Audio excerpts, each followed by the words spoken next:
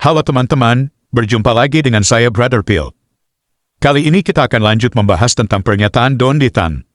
Ya, maklum dikit dong kalau mayoritas. Di mana dalam videonya, Don Ditan membuktikan dengan ayat Alkitab di mana Yesus bisa merubah rupa. Dari situ dia ingin mencocokkan dengan ayat yang ada dalam kitab sucinya, yang mana Isa diserupankan dengan orang lain. Jadi, dia sedang menggiring opini bahwa Yesus bisa merubah wajahnya menjadi orang lain. Sebelum kita tanggapi, kita saksikan videonya berikut ini.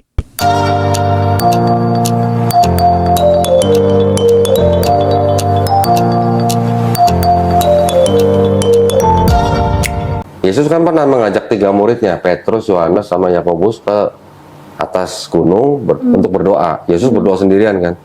Pas turun, Yesus mukanya berubah. Yesus mukanya berubah, sedang berbicara dengan Nabi Musa dan Nabi Elia. Mukanya Yesus berubah. Berarti Yesus bisa merubah muka kan? Emang ada apa dia?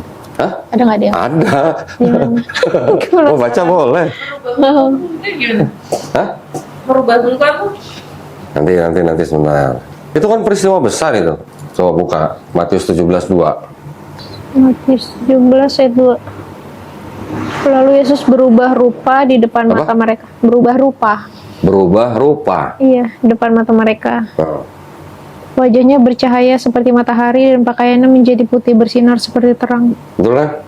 Iya. Yesus berubah muka, Mm-mm. berubah rupa lah. Berarti Yesus bisa merubah mukanya dong, kalau begitu. Ya kan? Iya. Sekarang apa susahnya Yesus merubah muka dia dengan orang lain, diserupakan dengan muka Yesus, terus orang itu yang disalib gitu. Bisa nggak begitu? Nah ini ada ayat yang Yesus berubah rupa.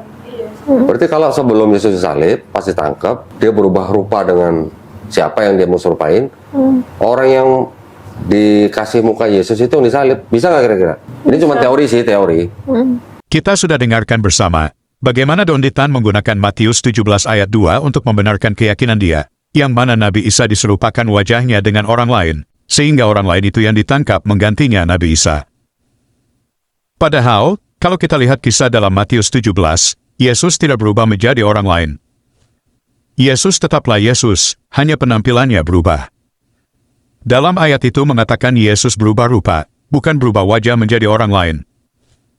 Ayat itu mengatakan, wajah dan pakaian Yesus yang sebelumnya tidak bercahaya sekarang menjadi bercahaya. Bukti bahwa Yesus tidak berubah wajah menjadi orang lain, di mana para murid masih mengenal dia sebagai Yesus. Jika Yesus merubah mukanya menjadi orang lain, tentu saja para murid tidak dapat mengenal dia. Mari kita baca sekali lagi ayatnya. Matius 17 ayat 2. Lalu Yesus berubah rupa di depan mata mereka. Wajahnya bercahaya seperti matahari dan pakaiannya menjadi putih bersinar seperti terang. Teman-teman perhatikan, wajahnya bercahaya dan pakaiannya menjadi putih bersinar. Apakah dia menjadi orang lain? Tentu saja tidak. Buktinya pada Matius 17 ayat 4 mengatakan, kata Petrus kepada Yesus, Tuhan, betapa bahagianya kami berada di tempat ini. Jika engkau mau, biarlah kudirikan di sini 3 kemah. 1 untuk engkau, 1 untuk Musa, dan 1 untuk Elia. Kalau Yesus berubah rupa menjadi orang lain, lalu kenapa Petrus masih mengenali bahwa itu Yesus? Terbukti, Yesus hanya berubah penampilan. Lucunya, ketika Don Ditan ditanya oleh calon mualaf, Yesus berubah rupa menjadi siapa? Don Ditan kelabakan menjawabnya, Tapi cuman ngasah logika aja. Tapi di sini nggak jelasin dia berubahnya jadi siapa gitu. Ya enggak. Berubah kayak artis Korea gitu. Enggak. Jadi Yudas. Jadi Ini kan cuma logika aja. Bahwa sebelum disalib, Yesus bisa berubah rupa. Jadi pada waktu penyalipan itu, kira-kira bisa nggak Yesus merubah rupanya dengan orang lain? Terus orang lain itu yang disalib, yang mukanya jadi muka Yesus gitu. Karena di Quran juga disebutkan, melainkan yang disalib adalah yang diserupakan. Don Ditan memaksakan keyakinannya agar disetujui oleh Alkitab. Padahal jika kita mengikuti logika saudara Muslim, di mana mereka sering mengatakan bahwa pengorbanan Yesus di salib itu tidak adil, masakan Yesus yang harus mati untuk menjadi tebusan bagi manusia?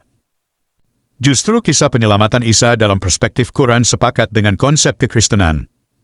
Karena, untuk menyelamatkan Isa, orang lain yang menggantikan posisi Isa. Gantinya Isa yang mati, akhirnya orang lain yang mati. Lalu, apa bedanya dengan konsep kekristenan, yang seharusnya manusia yang mati? Yesus datang untuk mengorbankan dirinya. Sebenarnya kalau kita baca surah 4 ayat 157 tersirat konsep korban pengganti di sana. Ngomong-ngomong, bukankah si Donditan ini yang mengatakan hal sebagai berikut? Karena kan gini, Bang Del. Kitab kita Quran yang berhak menafsirkan siapa? Ya orang-orang Islam dong. Ulama-ulama Islam dong. Kitab mereka juga yang berhak menafsirkan juga ulama atau pemuka agama mereka kan. Jadi kita tidak boleh menafsirkan kitab mereka. Mereka juga tidak boleh menafsirkan kitab kita. Harus masing-masing menghormati. Kok dia berani-beraninya menafsirkan kitab suci orang lain? Oh iya ya, saya lupa. Ya, maklum dikit dong kalau mayoritas. Oke teman-teman, demikian tanggapan kita terhadap pernyataan Donditan. Semoga menambah informasinya. Terima kasih untuk dukungan teman-teman. Tuhan Yesus memberkati. Nah, ya, surat keputusan bersama Menteri Agama dan Menteri Dalam Negeri, kalau nggak salah nomor 1 tahun 79, itu yang melarang ya, orang untuk merayu, intimidasi atau mengajak orang yang sudah beragama, mengajak orang yang sudah beragama. Kalau orang yang belum beragama boleh-boleh saja, tapi kalau yang sudah beragama itu dilarang. 346 menit kemudian.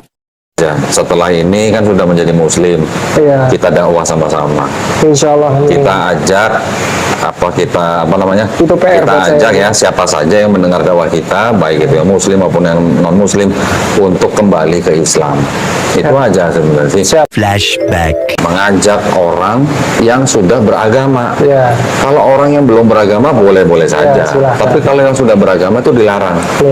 Memang mualaf ini nakal gitu loh. Ya, kita dengarkan pernyataan Donditan yang menjelaskan perbedaan Quran dan hadis.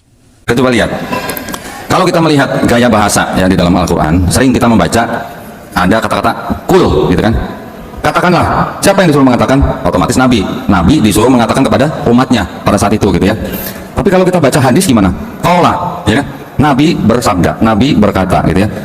Beda kan? Faktanya. Waqala ar-rasulu. Tapi kalau kita baca hadis gimana? Qala, ya kan? Nabi bersabda, Nabi berkata, gitu ya. Waqala ar-rasulu.